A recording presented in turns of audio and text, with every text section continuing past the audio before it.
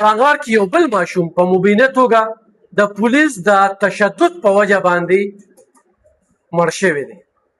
ګرانو کتونکو، محمد یاسین 14 کلن ولدی محمد ستار دا د منډې اوسېدونکی و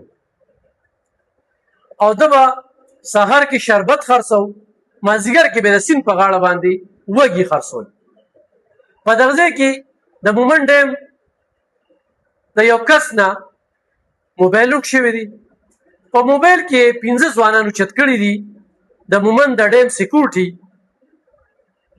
په دغه 15 کې یو محمد یاسین و. په باترومونو کې بند کړي دي، مرګ له وخلی دي او به تیره ډیمانډ کړی دی چې دې موبایل قیمت 15 لک روپۍ دی او دا وروړه. محمد یاسین د یو احساس لرونکي حساس ځوان چې هغه مزدوري کوله، د ورځې شربت خرڅوي، د مازدیګرې وږي خرڅوي. دا غلاګان والا ماشوم نه و. دې ماشوم ته تاسو ګورئ، دې بیا راشي او دې وشي زه په کوم مخ باندې په کلي کې، په محله کې او په کور کې ځان خیم. نو ده په دې دوکانونو کې د اچارې والا، د ډرګ محکمې، د ضلعي انتظامي د بې حسۍ په وجه باندې د غنمو دانې په شکل کې زهر خرڅېږي او یو شمېر خلکو دا خودکشۍ په دې وکړئ. خو تر اوسه ډرګ محکمه، اچارې والا، هغوی دلته کې صوبایي حکومت وزیران په کروڑه کروڑه روپۍ باندې لګي، ټرانسفر پوسټینګ هغه په لکو لکو روپۍ باندې دی. نو دوکاندارانو له پرې هینډ ورکړی دی چې بس څه خرڅوې، زهر خرڅوې، خو ملاوټ خرڅوې، خو څه خرڅوې، خو موږ له پیسې پکار دي. په دې باندې موږ ډېرې پیرې چغې سورې ووهلې چې د دې غنمو، د دې دانې، د دې زهر مخه ونیسئ. دا یو نه شو، دوه نه شو، درې نه شو، 15 نه شو، د 10 نه زیات موږ په دې 100 میاشتو کې رپورټ کړل. خو محمد یاسین دغه ګولۍ راغستې، خوړلې ده او بیا هسپتال ته را رسولې شوي دي. تاسو بونې دې ته دا نلکې لګولې دي.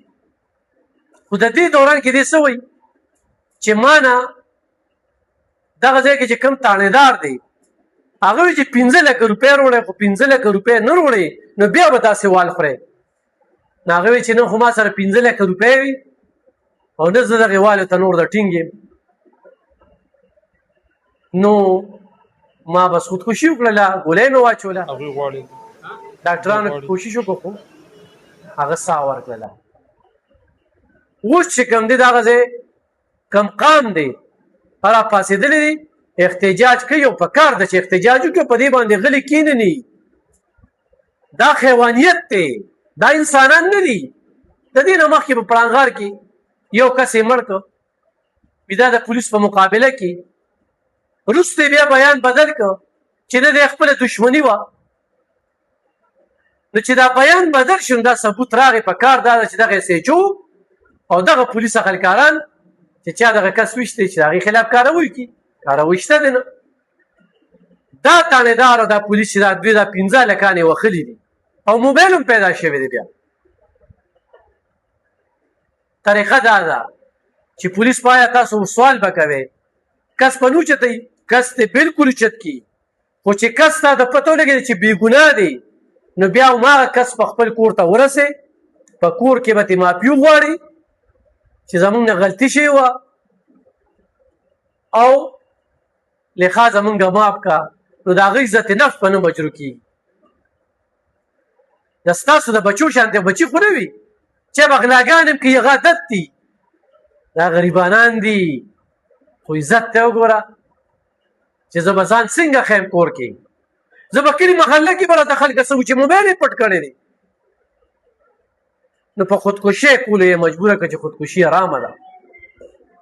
نو ګرانو کتونکو، دا نن یو بله ناوړې، افسوسناکه، بوږنېدونکې، دردېدونکې پېښه چې د ماشوم چې دا یتیم و د ده په سر باندې لاس یې ښودلو څوک یې شته نه نن چې دې یتیم له موږ هم راپاڅېدلي وو چې څوک هم وله راپاڅي نو دا به د خپلو بچو سره ښېګړه کوي او آخرت کې به ځان له ګټه کوي او د یتیم په سر باندې لاس یې ښودل